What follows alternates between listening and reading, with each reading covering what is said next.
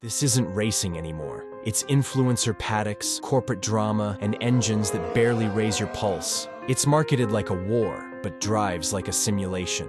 F1 used to make your heart race. Now it makes your phone buzz with a meme about who unfollowed who on Instagram. This sport used to be everything. Now, it's just content. Let's talk about what really happened to Formula One.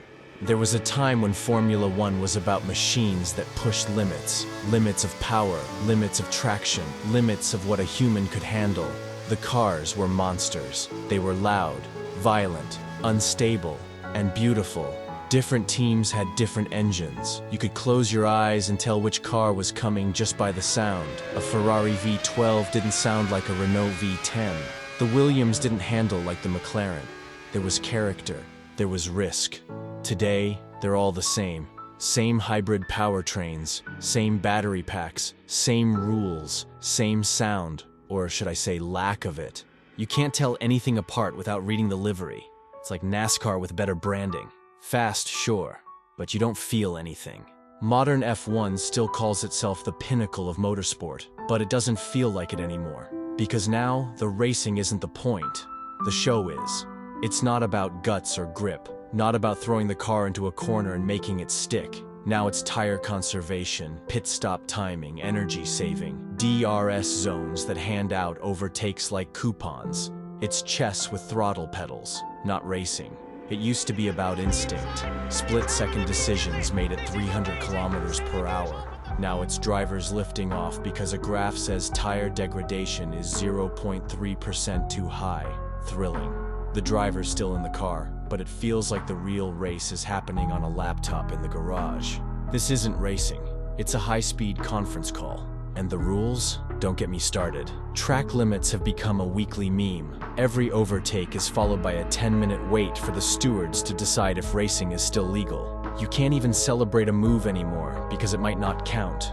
The best moments feel like accidents. The actual racing feels like filler between radio calls and camera cuts. Even when something dramatic does happen, it's overanalyzed, over-edited, and packaged for content. F1 used to be ruthless. Now it's marketable. It's safe. Not for the drivers, but for the brands. And worst of all, we're pretending this is fine.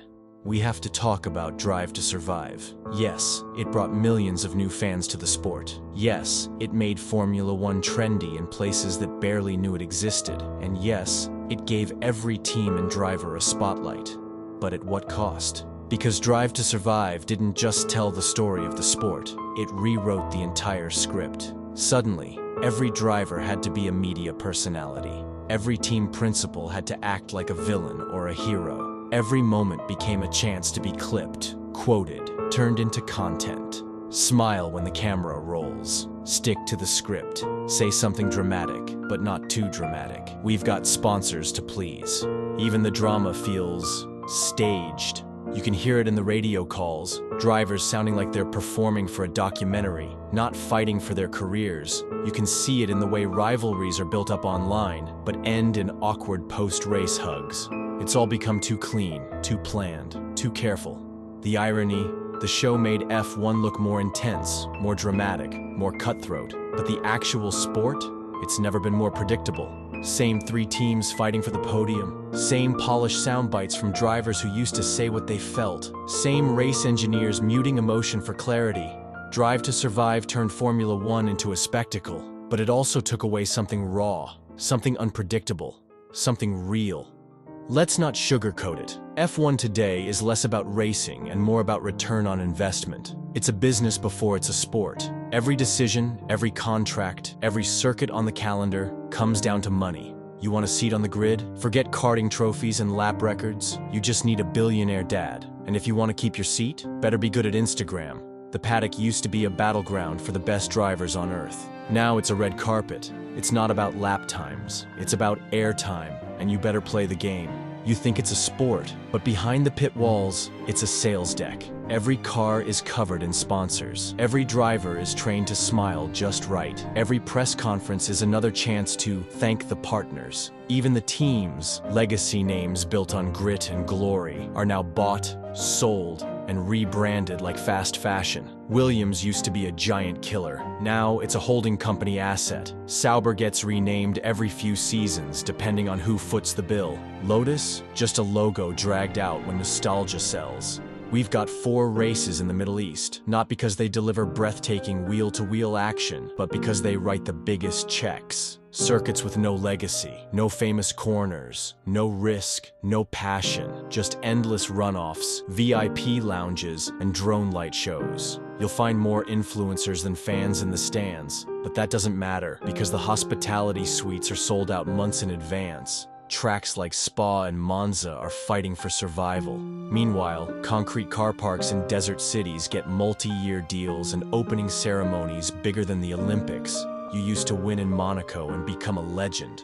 Now, you win in a glitter-drenched shopping mall circuit and become a thumbnail on the F1 YouTube channel. It's no longer about the thrill of taming iconic turns. It's about skyline views, camera angles, and broadcast-friendly sunsets. And the fans? We're just expected to keep clapping. As for the drivers, the teams are still scouting for talent, just not the kind you're thinking of. You think they want the next Senna? No, they want someone who won't rock the boat, someone who will smile in the sponsor photos, memorize the PR lines, and post behind-the-scenes clips before they've even taken off the helmet. They want clean-cut, brand-safe, globally marketable. If you've got a strong passport and a telecom giant behind you, you're already halfway to the grid. Forget grit. Forget rising through the ranks on sheer pace. If your junior career wasn't funded by a corporation or a billionaire relative, your journey ended before it started. Talent still matters, but only after the money's wired. And when you finally get the seat, you better play nice. Don't say the wrong thing. Don't take risks on track. Don't upset the narrative. Because in this version of Formula One, it's not about proving yourself. It's about proving you're safe for sponsors. And if you can do that with decent pace, well, welcome to the grid. We didn't stop watching because we stopped caring. We stopped watching because it stopped feeling real. Where are the moments that make your jaw drop, your hands shake, your voice crack as you scream at the screen? F1 used to give us that. It used to move us. And we're not asking for much. We're just asking for racing. Real, gritty, goosebump-inducing racing. The kind that reminds us why we fell in love with this in the first place. But maybe that version of F1 is gone. Maybe it was sold to the highest bidder. Maybe the sport grew up, put on a suit, and forgot what it used to be. And that's what stings the most. Because we still care. And it's hard to watch something you love become something you barely recognize.